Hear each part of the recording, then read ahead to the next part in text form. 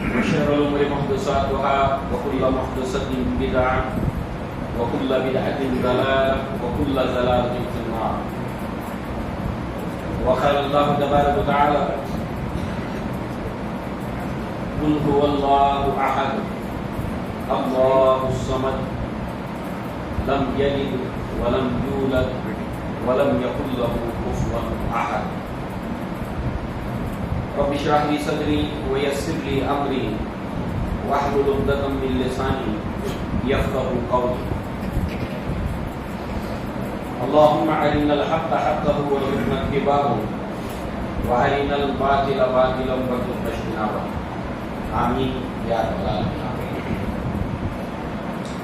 مسلیان اور خواتین اسلام، خطبہ حاجہ کے بعد قرآن مجید کی ایک مشہور اور معروف سورت سورہ اخلاص، اس کو آپ نے سنا. انشاءاللہ اسی کی نسبت سے کچھ گفتگو ہم کریں گے. سورہ اخلاص کا بڑا مقام اور مرتبہ ہے، بڑی فضیلت ہے. اللہ کے نبی صلی اللہ علیہ وسلم کی روایات اس کی فضیلت میں موجود ہیں. صحابہ کرام اس سورت سے ایک دلی لگاؤ رکھتے تھے. اس کے بہت سے شواہد موجود ہیں. مثلا ایک صحابی رسول جن کو اللہ کے نبی صلی اللہ علیہ وسلم نے ان کے ساتھ ایک چھوٹی سی جماعت کو روانہ کیا، ذمہ دار تھے، امیر تھے.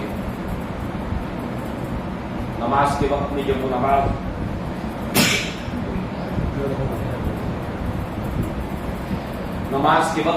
وہ نماز پڑھاتے تو اختتام ہر رکعت کا آخر میں جب سورۃ الفاتحہ پڑھتے، کوئی سورت ملا تو آخر میں سورہ اخلاص کو پڑھتے. پھر دوسری رکعت میں بھی یہی معمول رہا واپسی تک. لوگوں نے آ کر اللہ کے نبی کو اس کی خبر دی. اللہ کے نبی نے اس کی وجہ دریافت کہ ایسا آپ کیوں کرتے ہیں. فرمایا: لِأَنَّهَا صِفَةُ الرحمن، اس کے اندر رحمان کی صفات ہے. وَأَنَّا أُحِبُّ أَنْ أَقْرَعَ بِهَا، مجھے یہ محبوب ہے اس کا پڑھنا. أَخْبِرُهُ أَنَّ اللَّهَ يُحِبُّهُ، کہ انہیں خبر دے دو کہ اللہ تبارک و تعالیٰ بھی ان سے محبت ہے. یہ فضیلت ہے اس سورت. جو اس سے محبت رکھے گا اللہ تعالیٰ بھی اس سے محبت رکھے گا.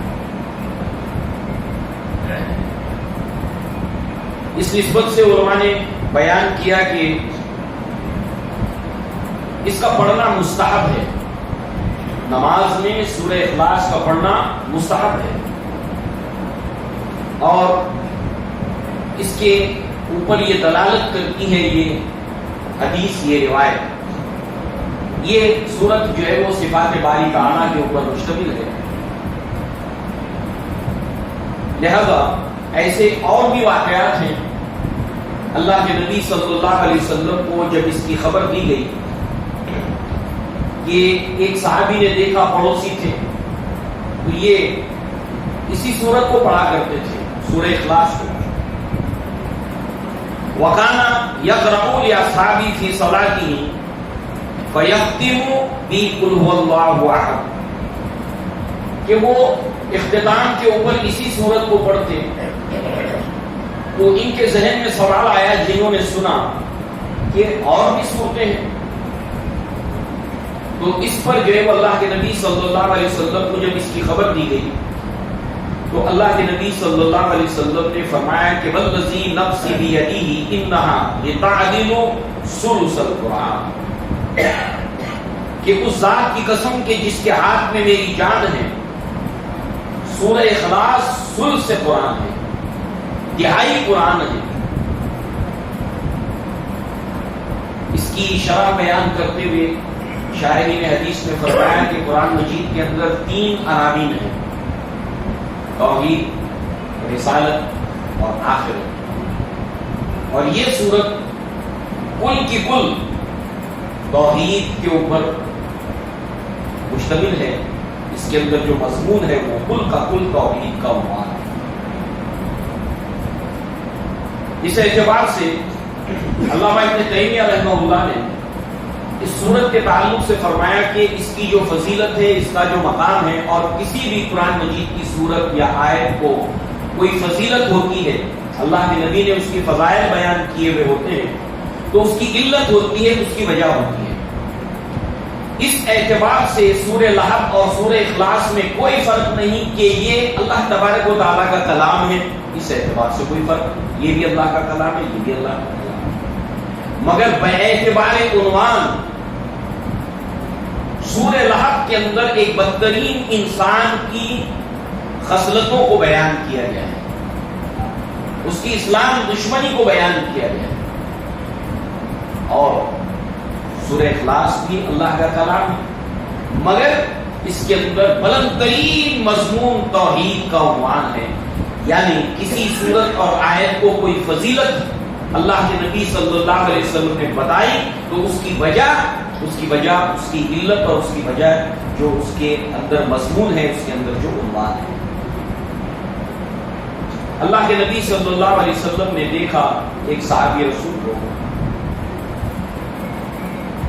بریدہ رضی اللہ عنہ اس کے راوی کہتے رسول اللہ صلی اللہ علیہ وسلم نے ایک شخص کو دیکھا کہ وہ اس طرح سے اللہ تعالیٰ سے دعا گو تھا، اللہ سے اس طرح سے دعا مانگتا تھا، اللہم انی اسألک، اے اللہ میں تجھ سے سوال کرتا ہوں، میں تجھ سے دعا مانگتا ہوں، میں تجھ سے فریاد کرتا ہوں، بِأَنِّي أَشْهَدُ أَنَّكَ أَنْتَ اللَّهُ، میں اس بات کی شہادت دیتا ہوں کہ تو اللہ ہے، تو معبود ہے، لا الہ الا انت الاحد، نہیں ہے کوئی معبود سوائے الاحد، سوائے الاحد کے، الاحد الصمد الذی لم یلد ولم یولد ولم یکن له کفوا احد، کہ تیرے سوا کوئی معبود نہیں، تو احد اور صمد ایسا کہ نہ تو نے کسی کو جنا، نہ تو کسی سے جنا گیا، نہ تیری کوئی اولاد، نہ تو کسی کی اولاد، تو ایسا احد اور ایسا صمد ہے. اللہ کے نبی بہت خوش ہوئے اور فرمایا کہ اس شخص نے اسم اعظم کے حوالے سے دعا مانگی ہے کہ جو بھی اللہ تعالیٰ سے فریاد کرے گا اللہ تبارک و تعالیٰ اس کی دعا کو قبول کرے گا. اللہ تعالیٰ نے قرآن میں حکم دیا وَلِلَّهِ الْأَسْمَاءُ الْحُسْنَى فَادْعُوهُ بِهَا، کہ تمام اچھے نام اللہ تبارک و تعالیٰ کے ہیں، تو اللہ کے ناموں کے وسیلے سے اللہ تبارک و تعالیٰ سے دعا مانگو، اور اللہ کے ناموں میں بھی جو اسم اعظم ہے اس سے اور زیادہ دعا کی قبولیت کے امکانات بڑھ جاتے ہیں. اللہ کے نبی نے فرمایا اس میں اسم اعظم ہے اور اس نے اس حوالے سے دعا مانگی، اللہ تعالیٰ اس کی دعا کو قبول فرمائے گا. اس سورت کے نزول کا ایک بیک گراؤنڈ ہے، ایک پس منظر ہے. پس منظر اس کا یہ ہے، اور قرآن مجید میں ہمیں ملتا ہے کہ جب کسی نبی نے کوئی اللہ تعالیٰ کا پیغام اپنی قوم کے سامنے رکھا تو قوم کے سرداروں نے ان سے سوال پوچھا. جیسے موسیٰ علیہ السلام نے جب فرعون اور اس کے درباریوں کے سامنے جب توحید کا پیغام رکھا تو اس نے سوال پوچھا کہ تمہارا رب کون ہے، اس کے بارے میں ہم کو بتاؤ. موسیٰ علیہ السلام نے اس کا جواب دیا. ابراہیم علیہ السلام سے سوال پوچھا گیا، آپ نے کہا میرا رب وہ ہے جو زندہ کرتا ہے اور مارتا ہے. یعنی وقت کے انکار کرنے والوں نے نبی کی دعوت پر اللہ تبارک و تعالیٰ کے تعلق سے سوال پوچھا کہ وہ اللہ تعالیٰ کیسا ہے جس کے بارے میں تم ہمیں دعوت دیتے ہو. یہی سوال اللہ کے نبی صلی اللہ علیہ وسلم سے قریش نے پوچھا کہ جس رب کی تم ہمیں دعوت دیتے ہو اس کی صفات کیا ہے. یہود کی طرف سے، نصارہ کی طرف سے اللہ کے نبی صلی اللہ علیہ وسلم سے یہ سوال پوچھا کہ علامہ ابن تیمیہ نے جو اس کی شرح کی ہے ان سوالات کو جمع کیا ہے. لہذا اس نسبت سے یہود نے جو سوال کیا کہ جس اللہ تبارک و تعالیٰ کی دعوت لے کر آپ اٹھے اس کی جنس کیا ہے ہمیں بتائیے. جیسے فرشتوں کو اللہ تعالیٰ نے نور سے پیدا کیا، یہ ان کی جنس ہے. جنات کو اللہ تعالیٰ نے آگ کی لپٹ سے پیدا کیا، یہ ان کی جنس ہے. انسان کو اللہ تبارک و تعالیٰ نے مٹی سے پیدا کیا، یہ ان کی جنس ہے. تو انہوں نے اس نسبت سے، اس سوچ کے اعتبار سے سوال پوچھا. پھر اس کے ساتھ یہ پوچھا کہ یہ کائنات کی وراثت اس کو کس سے ملی ہے اور پھر اس کا وارث کون ہوگا. یہود کے نظریات اور خیالات یہ بھی ہیں کہ اس کائنات کی وراثت ہم کو ملی ہے. نصارہ نے جو سوال پوچھا اور اس کے تعلق سے ابن تیمیہ رحمہ اللہ لائے ہیں کہ وفد ایک آیا تھا نجران سے، اس علاقے سے، اور ان کے ساتھ ساتھ ان کے راہب بھی تھے، رہبان بھی تھے، اہل علم بھی ان کے ساتھ تھے. یہ واقعہ بہت معروف ہے، مشہور ہے. اور قرآن مجید میں جو 7واں پارہ شروع ہوتا ہے وَإِذَا سَمِعُوا مَا أُنزِلَ، کہ جب انہوں نے سنا نبی صلی اللہ علیہ وسلم کے ذریعے سے اللہ تعالیٰ کی آیات کو، تو تم دیکھتے ہو کہ ان کی آنکھوں میں آنسو ہوتے ہیں اور وہ ایمان لائے. اس کا ذکر وہاں پر ہے. تو یہ نجران کا وفد جو ہے وہ اللہ کے نبی کے پاس آیا. اس کے ان وفد کے اندر جو ہے وہ ان کے رہبان، ان کے علماء بھی تھے.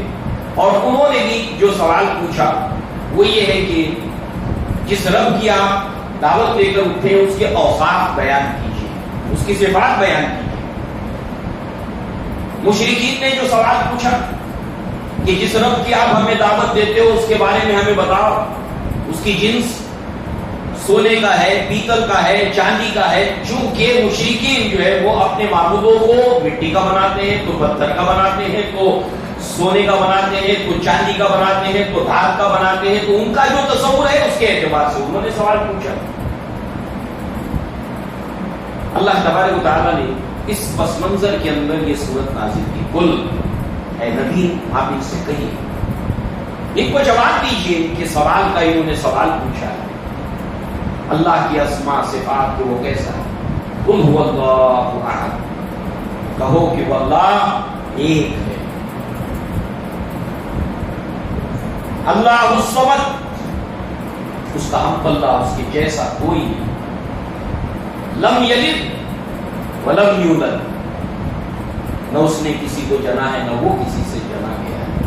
ولم یکن لہ کفوا احد. یہ ہے ان کے سوال کا جواب. اس پس منظر میں، اس بیک گراؤنڈ کے اندر یہ صورت نازل ہے. اس کے اندر جتنے بھی مشرکین پائے جاتے تھے، پائے جاتے ہیں اور پائے جاتے رہیں گے، ان سب کا رد بھی ہے اور توحید کا اثبات ہے. ان تمام مشرکین کی تمام اقسام شرک کا رد اس کے اندر موجود ہے. اللہ کے نبی صلی اللہ علیہ وسلم نے فرمایا، ابو ہریرہ رضی اللہ عنہ اس کے راوی ہیں، کہتے ہیں قال رسول اللہ صلی اللہ علیہ وسلم، اللہ کے رسول صلی اللہ علیہ وسلم نے فرمایا، کذبنی ابن آدم ولم یقل لہ ذالک، کہ آدم کے بچے ابن آدم میری تکذیب کرتے ہیں جبکہ یہ ان کے لیے مناسب نہیں ہے. وشتمنی ولم یقل لہ ذالک، اور یہ مجھے شتم کرنا کہتے گالی دینا، جبکہ یہ ان کے شایان شان نہیں ہے، انہیں ایسا نہیں کرنا چاہیے.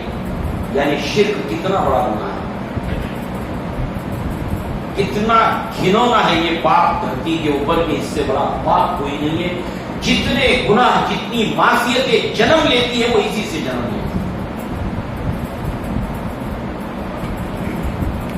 فرمایا اما تکذبہ ایایا، ان کی تکذیب جو یہ میری کرتے ہیں وہ یہ ہے کہ ان یقولوا انی لن اعیدہ کما بدأتہ، یہ جو میری تکذیب کرتے ہیں، انکار کرتے ہیں، ان کی تکذیب یہ ہے کہ یہ کہتے ہیں کہ انہیں دوبارہ اللہ تبارک و تعالی پیدا نہیں کرے گا، مرنے کے بعد دوبارہ ان کو نہیں بنائے گا جیسے پہلے اللہ تبارک و تعالیٰ نے انسان کو پیدا کیا، انسان کو بنایا۔ اللہ البدیع ہے، اس کی ایک صفت ہے، اللہ بدیع السماوات والارض۔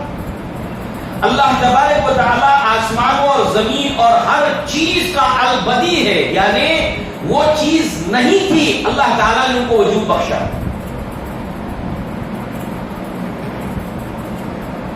وَالْأَوَّلُ فَلَيْسَ قَبْلَكَ شَيْءٌ، وہ سب سے اول ہے، اس سے پہلے کچھ نہیں ہے، کسی چیز کا وجود نہیں تھا۔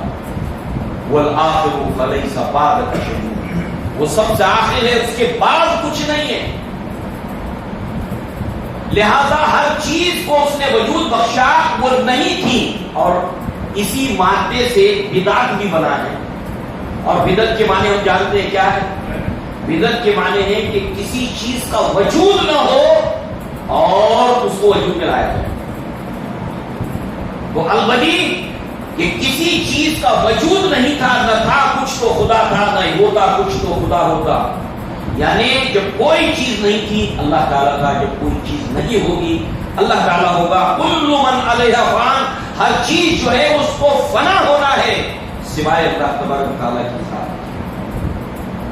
تو میں نے ان کو وجود بخشا، تو یہ کہتے ہیں میری تقصیر یہ ہے کہ میں دوبارہ ان کو نہیں بنواؤں گا۔ اور اللہ تبارک و تعالیٰ نے انسانوں سے سوال پوچھا کہ بتاؤ تو بھلا کہ جو کوئی بھی چیز جو بنائی جاتی ہے پہلی مرتبہ وجود میں آتی ہے، اس کا پہلی مرتبہ بنایا جانا مشکل ہے یا دوسری مرتبہ؟ ہر چیز کا پہلی بار بنایا جانا مشکل ہے۔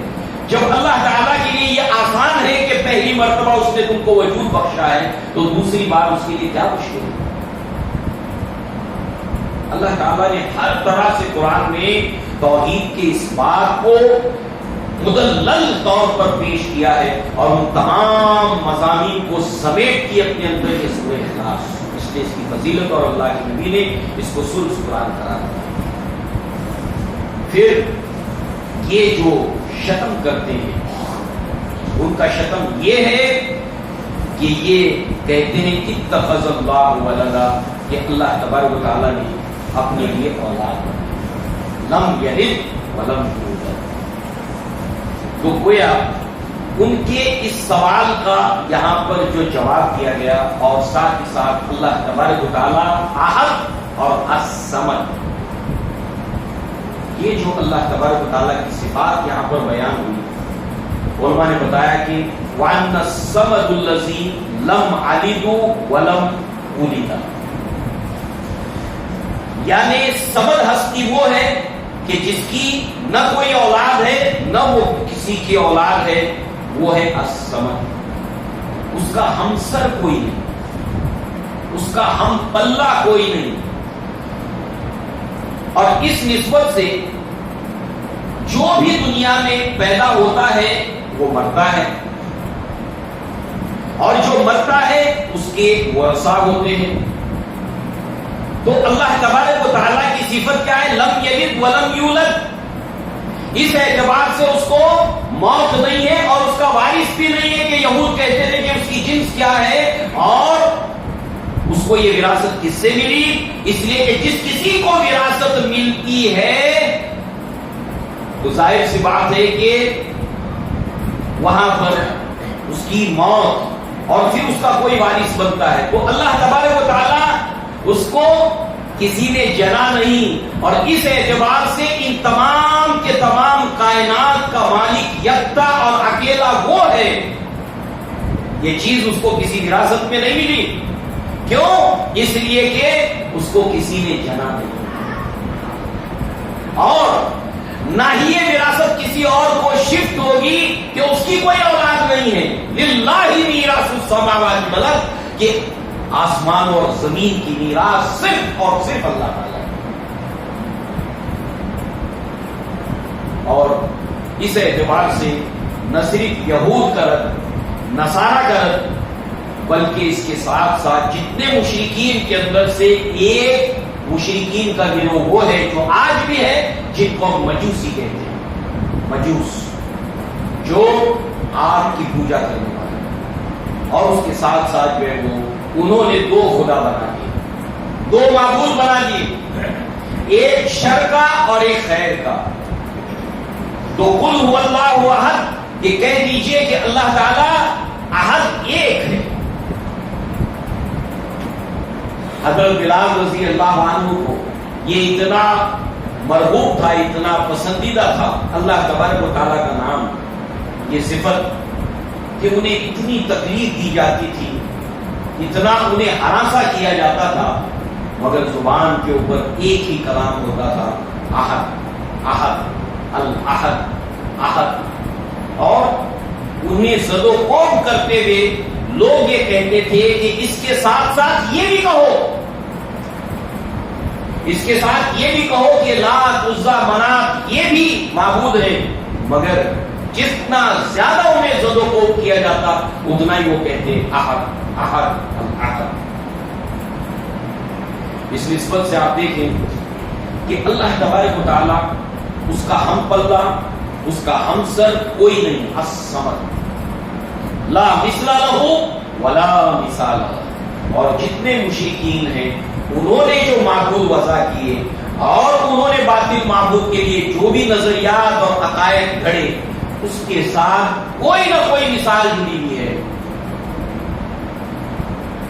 مثال کے طور پر کفاران قریش نے لات عزا منات ہبل کو اللہ تعالیٰ کی بیٹیاں بنا دی۔ ان کا خیال تھا کہ اگر باپ کو راضی کرنا ہے تو ایسی صورت کے اندر جو ہے وہ بیٹیاں باپ کو راضی کرتی ہیں، تو لہذا لیقربونا الی اللہ زلفی، کہ یہ تمام کے تمام جو یہ بت ہیں، جو مؤنث جو فیمیل ہیں، یہ ساری کے ساری جو ہے وہ ہمیں اللہ تبارک و تعالیٰ سے قریب کرتی ہیں، اس لیے ہم ان کی پرستش کرتے ہیں۔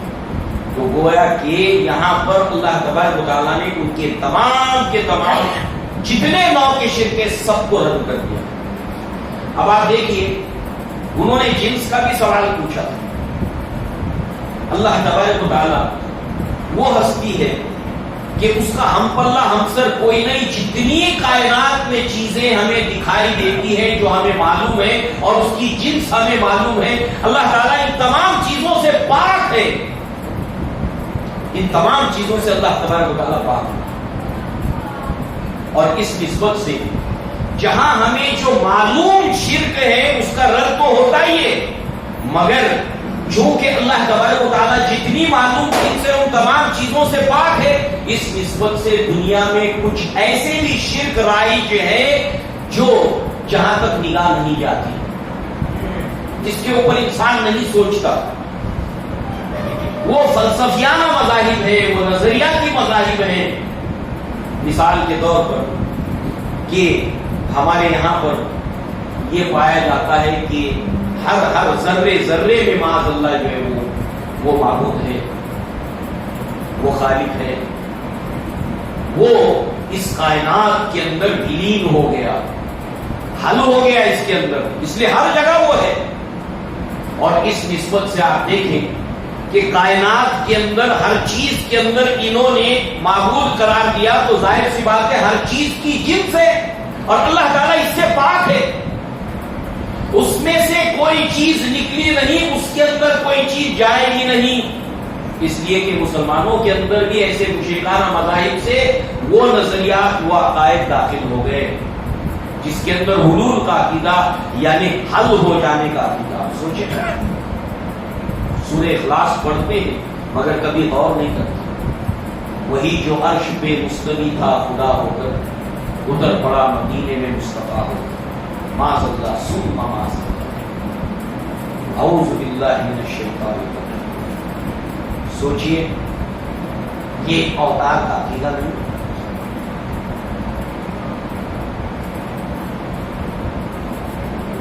اسی طریقے سے حل ہو جانا، وہاں پر جنس ہے،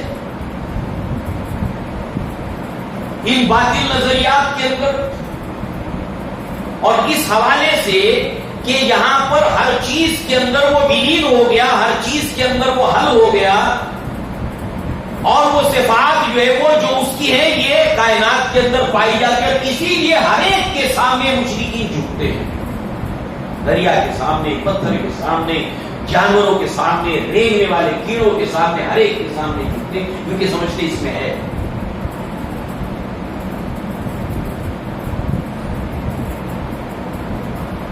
اور اس حوالے سے اللہ تبارک و تعالیٰ نے جتنے نوع کے شرک ہیں جو اہل کتاب میں پائے گئے ہو یا چاہے جن کا دعویٰ نہیں ہے کہ وہ اہل کتاب ہیں، اللہ تبارک و تعالیٰ نے ان تمام کے تمام شرک کا گویا کہ یہاں پر رکھا۔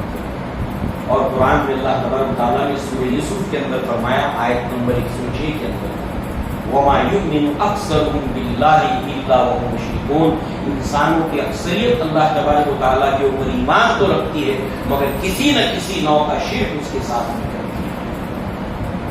اور اس لیے ایک مسلمان کو اس صورت کا استحضار کرتے رہنا چاہیے کہ اللہ تبارک و تعالیٰ سے نہ کسی کی مثال دی جا سکتی ہے، نہ اللہ کے لیے کوئی مثال ہے، اس لیے کہ جتنے بھی شرک ہے وہ مثالوں کے ذریعے سے وجود میں آئے ہیں۔ لا مثل لہ ولا مثال لہ، جنس لم یلد ولم یولد، یعنی ہر نوع کی جنس جس سے مثال دی گئی اس کا رد اس کے اندر ہے۔ اور جب ایک باپ ہوتا ہے اس کی صفات، اس کی خوبیاں، اس کی وجاہت وہ اس کی اولاد میں آتی ہے۔ نصارہ نے معاذ اللہ ثم معاذ اللہ اللہ تبارک و تعالیٰ کی اولاد بنا دیا عیسیٰ ابن مریم، اور اس طریقے سے وہ صفات جو اللہ تعالیٰ کی ہے وہ صفات منسوب کر دی عیسیٰ علیہ السلام کے لیے، کہیں جبریل علیہ السلام کے لیے۔ تو گویا کہ ان کے تمام سوالات کا جواب بھی اس کے ذریعے سے دیا گیا، اور ان کے تمام نوع کے شرک کا بھی جو ہے اس کے اندر رد کیا۔ اس کی بڑی فضیلت ہے اس سورت کی، اور مسلمان کو چاہیے کہ اس کو پڑھتا رہے اور اس پر غور کرتا رہے، علماء نے اس سورت کے تعلق سے جو لکھا ہے اس کو جانتا رہے اور اپنے ایمان کی، اپنے اسلام کی حفاظت کرتا رہے۔ اور جہاں پر ایک مسلمان کے لیے یہ جاننا ضروری ہے کہ توحید کیا ہے، اللہ تبارک و تعالیٰ جو یکتا ہے اپنی ذات میں، اپنی صفات میں، اپنے حقوق کے اندر، الوہیت کے اندر، عبودیت کے اندر اکیلا اور یکتا ہے، اس کے ساتھ ساتھ اس کو یہ بھی جاننا ضروری ہے کہ شرک کیا کیا ہے اور اس کے شیڈز کیا کیا ہیں، اس کے پہلو کیا کیا ہیں۔ اور اس نسبت سے ہمارے کلمے پر آپ غور کریں جو ہم پڑھتے ہیں کہ کسی انسان کا خاتمہ اگر اس کلمے کے اوپر ہوا، اس کا آخری کلمہ موت سے پہلے اگر یہ ہوا، اللہ کے نبی صلی اللہ علیہ وسلم نے اس کو جنتی قرار دیا۔ وہ کلمہ کیا ہے؟ لا الہ، نہیں ہے کوئی معبود، کوئی معبود نہیں ہے، جتنے نوع کے شرک ہے وہ کوئی بھی جو ہے وہ معبود نہیں ہے، لا الہ الا۔ اور عربی زبان کے اندر جب پہلے نفی کی جاتی ہے اس کے بعد اس بات کیا جاتا ہے تو بات موقف اس طرح ہو جاتی ہے کہ لا الہ، نہیں ہے کوئی معبود، الا، سوائے، یعنی اب پیچھے کوئی امکان باقی نہیں رہا، کسی کے لیے باقی نہیں رہا، الا اللہ، سوائے اللہ۔ اور ایک عربی شاعر کا شعر ہے، عرفت الشر لا بالشر لتوقیہ من لم یعرف الخیر من الشر ان یقع فیہ، کہ میں نے شر کا، برائی کا علم حاصل کیا اس لیے نہیں کہ میں اس کے اندر پڑ جاؤں، وہ کام کروں اس لیے نہیں، بلکہ جو انسان جو خیر کے ساتھ شر گڑ ہوتا ہے اس کو اگر نہیں پہچانتا تو اس کے امکانات ہیں کہ وہ شخص اس کے اندر پڑ جائے گا۔ اس لیے اس کا امتیاز کہ اللہ تبارک و تعالیٰ قل هو اللہ احد اللہ الصمد لم یلد ولم یولد ولم یکن له کفوا احد، یہ خالص توحید، اور اس کے بالمقابل جو شرک ہے اس کی تمام انواع اور اقسام کو انسان جانے جس کو اللہ تعالیٰ نے تفصیل کے ساتھ قرآن مجید کے اندر بیان کیا، اور اس طرح سے صرف اللہ تبارک و تعالیٰ کی عبادت کرے، صرف اللہ تبارک و تعالیٰ کی پرستش کرے، صرف اللہ سے استعانت مانگے، صرف اللہ تبارک و تعالیٰ سے دعا مانگے. اور دعا یہ عبادت ہے. الدعاء هو العبادہ. اللہ کے نبی صلی اللہ علیہ وسلم نے فرمایا، اور جو لوگ اللہ تعالیٰ کو چھوڑ کر کسی اور سے دعا مانگتے ہیں، اللہ تعالیٰ نے اس کی تفصیلات کو قرآن مجید کے اندر بیان کیا کہ کس کس طرح سے باطل معبودوں کو یہ لوگ پکارتے ہیں، ان سے دعائیں مانگتے ہیں. صحابی رسول نے اللہ تبارک و تعالیٰ کے اس سورت کے اندر جو صفات بیان کی گئی اس کے حوالے سے دعا مانگی، اور مشرکین باطل معبودوں کے حوالے سے دعائیں مانگتے ہیں. اللہ تعالیٰ نے ایک مقام پر سورہ حج میں ان کے تعلق سے فرمایا، یا ایھا الناس، اے انسان، ضرب مثل فاستمعوا لہ. ایک مثال بیان کی جاتی ہے، اس کو بہت توجہ سے سنو. فاستمعوا لہ، اس کی شرح میں ہم نہیں جائیں گے، مگر صرف اتنا جانیے کہ فاستمعوا لہ اس کے اندر جو ہے وہ بہت ہی زیادہ توجہ اور دھیان اور کان کھول کے سنو. ایک مثال بیان کی جاتی ہے، یا ایھا الناس ضرب مثل فاستمعوا لہ ان الذین تدعون من دون اللہ. جو لوگ اللہ کو چھوڑ کر کسی اور سے دعا مانگتے ہیں، اللہ کو چھوڑ کر کسی اور سے دعا مانگتے ہیں، تدعون من دون اللہ لن یخلقوا ذبابا، وہ ایک مکھی تک کو پیدا نہیں کر سکتے. جتنے باطل معبود ایک مکھی کی تخلیق نہیں کر سکتے، پیدا نہیں کر سکتے. وَإِن يَسْلُبْهُمُ الذُّبَابُ، اگر مکھی ان سے کچھ لے جائے، لا يستنقذه منه، اس سے دوبارہ حاصل نہیں کر سکتے. یہاں پر دو چیزیں بتائی گئی بطور چیلنج کے، بطور استدلال کے، دلیل کے طور پر اور چیلنج کے طور پر. جو بھی باطل معبود جن سے دعائیں مانگتے ہیں لوگ، وہ باطل معبود ایک مکھی پیدا نہیں کر سکتے، اس کی تخلیق نہیں کر سکتے. خیر یہ تو مشکل ہے، چلیے تھوڑا چیلنج آسان کر دیا جائے. مکھی گھومتے ہوئے تو دیکھتے ہو، وہ باطل معبود کے سامنے بھوگ چڑھایا ہوا ہے، کوئی کھانا کوئی نیاز رکھی ہوئی ہے، مکھی آ کر بیٹھ گئی، کھا کر چلی گئی. اب جو اس نے لیا ہے اس کو حاصل کر کے کرو. آپ نے مجھ سے کوئی چیز چھینی، میں آپ کو پلٹ کر واپس لے لوں گا. وہ جو مکھی لے گئی ہے، چلو اس کو واپس حاصل کر کے دکھاؤ. لا یستنقذ منہ.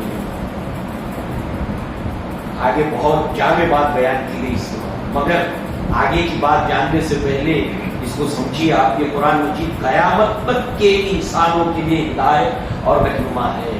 قیامت تک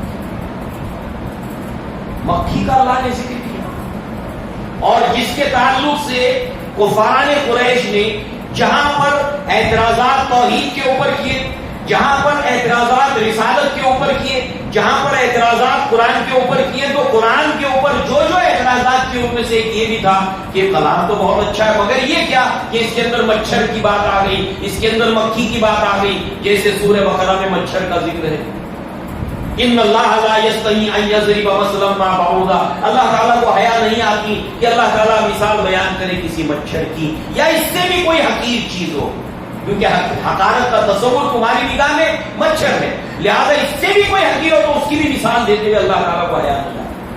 ان مثالوں کے ذریعے سے اللہ تعالیٰ کتنوں کو ہدایت دیتا ہے، اور ان مثالوں کے ذریعے سے اللہ تعالیٰ کتنوں کو گمراہ کرتا ہے. آپ دیکھیے مکھی کی مثال، جس سے اللہ تعالیٰ نے جانے کتنے لوگوں کو ہدایت دی. قیامت تک کے لیے قرآن مجید ہدایت ہے. بیان اس کے اندر توحید کا ہے، سارے توحید کے بیان کو سمیٹ دیا گیا ہے سورہ اخلاص کے اندر.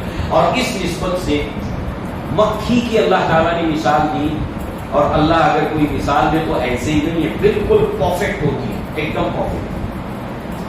مکھی ایک ایسی مخلوق ہے کہ جب وہ کھانے کے اوپر بیٹھتی ہے تو انسان ہو دیگر جاندار ہو، وہ کھانے کو اپنے منہ میں رکھتے ہیں، اس کو چباتے ہیں، ان کے زبان منہ میں سلائیوا نکلتا ہے جو اس کو ڈائلیوٹ کرتا ہے، اس کو حل کرتا ہے، اور پھر پیٹ میں جانے کے بعد مزید وہ ڈائلیوٹ ہوتا ہے اور حل ہوتا ہے. مکھی ایک ایسی مخلوق ہے کہ وہ کسی چیز کو ڈائریکٹ نہیں کھاتی راست، بلکہ اپنا سلائیوا پہلے اس کھانے کے اوپر چھوڑتی ہے، وہ ڈیزالو ہو جاتا ہے، وہ حل ہو جاتا ہے پہلے، اور اس کے بعد اس کو سخت کر کے دیتی ہے، یعنی وہ اس کے منہ میں جانے سے پہلے ڈیزالو ہو جاتا ہے۔ یہ وہی بتا سکتا ہے جو مکھی کا خالق ہے۔ لے کر دکھاؤ، پوری سائنس اور ٹیکنالوجی کو جمع کر لو، مکھیوں کو قید کر لو، اور جو اناج انہوں نے کھایا اس کو دوبارہ حاصل کر کے دکھاؤ۔ اللہ تبارک تعالیٰ نے فرمایا نہیں کر سکتے، سب کے سب مل کر۔ یہ اللہ کی شان ہے، یہ اس اللہ کی شان ہے جس کی عبادت ہم کرتے ہیں۔ اللہ تعالیٰ نے ہمیں توفیق کی کہ اس اللہ کے سامنے ہم اپنی پیشانی کو رکھتے، اپنی ناک کو اس کے سامنے رکھتے، اس کے لیے رکوع کرتے، اس کے لیے سجدہ کرتے۔ اس بات کے اوپر خوشیاں مناؤ، اس بات کے اوپر خوش ہو جاؤ کہ اللہ رب العزت نے ہمیں اس گندگی سے، اس خلاوت سے بچا لیا۔ اللہ تعالیٰ اللہ کا شکر ادا کرو۔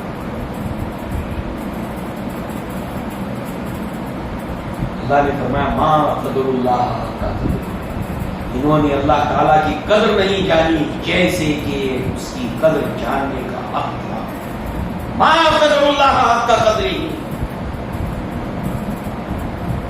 ان اللہ القوی عزیز، یہ اللہ تعالیٰ القوی ہے، اللہ تبارک و تعالیٰ العزیز ہے۔ اگر یہ اللہ کو جانتے اس گندگی اور غلاظت میں نہیں پڑتے، اور اللہ تبارک و تعالیٰ کو چھوڑ کر کسی اور سے دعا نہ مانگتے کہ انہیں شرم آتی، انہیں حیا آتی، انہیں غیرت آتی کہ یہ اللہ کو چھوڑ کر کسی اور سے کیسے مانگتے۔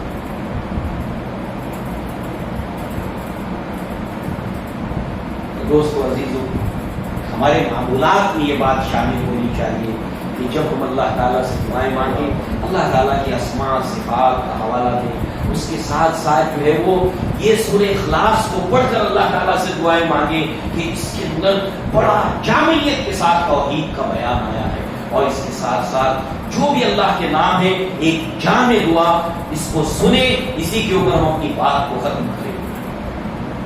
اللہ کے نبی صلی اللہ علیہ وسلم سے یہ منقول دعا اتنی جامع ہے،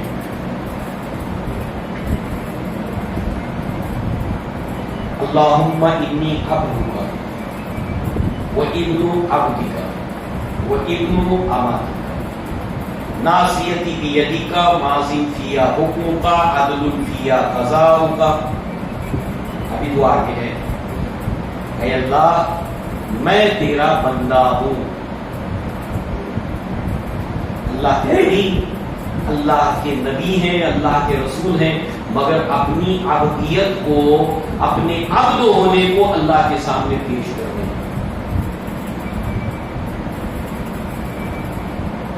تیرا بندہ ہوں، تیرے بندے کا بیٹا ہوں۔ نا اہل کتاب جس راستے پر چلے تھے امت چلے گی۔ نور من نور اللہ کیا ہے؟ معاذ اللہ ثم معاذ اللہ، اللہ کا نور اس میں سے نکلے، یہ تو جنس، اور جو چیز جس میں سے نکلتی ہے اس کی صفات اس میں ہوتی ہے، معاذ اللہ ثم معاذ اللہ۔ اللہ کے نبی کیا کہہ رہے ہیں؟ اللہ میں تیرا بندہ، تیرے بندے کا بیٹا عبداللہ محمد ابن عبداللہ صلی اللہ علیہ وسلم، تیری بندی کا بیٹا آمنہ، ناصیتی بیدی کا، میری پیشانی تیری مٹھی میں۔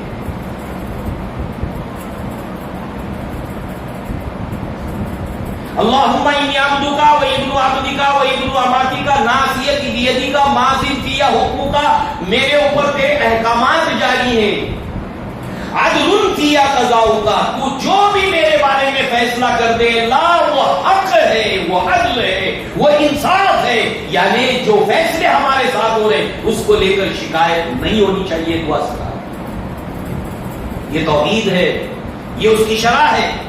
عدل فیہا قضاؤک، ہم دیکھیں ہم سے کہاں خطا ہوئی، ہم سے کہاں غلطی ہوئی، ورنہ اللہ عدل کرنے والا ہے۔ اللہ تعالیٰ اپنے بندوں پر دنیا اور آخرت میں ذرہ برابر ظلم نہیں کرتا۔ عدل فیہا قضاؤک، یہ اللہ تعالیٰ کی شان ہے، اللہ کو ایسے ہی ماننا، وہ اپنے بندوں پر ظلم نہیں کرتا۔ اسألک بکل اسم هو لک سمیت نفسک، اے اللہ میں تجھ سے دعا مانگتا ہوں، تجھ سے فریاد کرتا ہوں، تجھ سے سوال کرتا ہوں ان تمام ناموں کے حوالے سے جن ناموں سے تو نے اپنے آپ کو پکارا ہے، اور اب یہ کوئی نہیں جانتا سوائے اللہ کے کہ اس نے اپنے آپ کو کن کن ناموں سے پکارا ہے۔ کوئی نام بچا نہیں ہے، ہم کو معلوم نہیں، مگر کوئی نام بچا بھی نہیں۔ ہر اس نام سے میں تجھ سے دعا مانگتا ہوں جس نام سے تو نے اپنے آپ کو پکارا ہے۔ او انزلتہ فی کتابک، یا ان ناموں کو تو نے اپنی کتاب میں نازل کیا ہے۔ ہمیں تو صرف 4 کتابوں کے نام معلوم ہیں، تورات، زبور، انجیل اور قرآن۔ اللہ نے اور بھی کتابیں نازل کی اور اس کے اندر اپنے نام نازل کیے۔ ان سارے ناموں سے میں تجھ سے دعا مانگتا ہوں، اس کے وسیلے سے او علمتہ احدا من خلقک، اور ان تمام ناموں کے حوالے سے میں تجھ سے دعا مانگتا ہوں جو تو نے اپنی مخلوق کو نام سکھائے۔ آج تک انسان اتنی ترقی کے باوجود یہ نہیں معلوم کر سکا کہ اللہ کی مخلوق کتنی ہے، اور ہر مخلوق اللہ کی تسبیح بیان کرتی ہے، اس کا نام لیتی ہے۔ وہ نام جو تو نے اپنی مخلوق کو سکھایا ہے، وہ تمام ناموں کے حوالے سے میں تجھ سے دعا مانگتا ہوں۔ اور استعصرت من علم الغیب عندک، یا وہ نام تو نے علم غیب میں چھپا کر رکھا ہے۔ بتائیے کون سا نام بچ گیا؟ کتنی جامع دعا ہے۔ اس دعا کو جب عبداللہ ابن مسعود نے سنا تو کہا اللہ کے نبی میں اس کو یاد کر لوں؟ کہا تم میں سے جو بھی انسان اس دعا کو سنے وہ اس کو یاد کر لے، بہت جامع دعا ہے، بہت تاثیر سے بھرپور دعا ہے، توحید سے بھرپور دعا ہے، کوئی نام نہیں رہے۔ اتنی جامعیت کے ساتھ میں نبی نے دعا مانگی، اور اللہ کے نبی کو یہ کس نے سکھائی؟ اللہ تعالیٰ نے سکھایا۔ وہی غیر مطلوب، وہی مطلوب قرآن، وہی غیر مطلوب اللہ کے نبی کی حدیث۔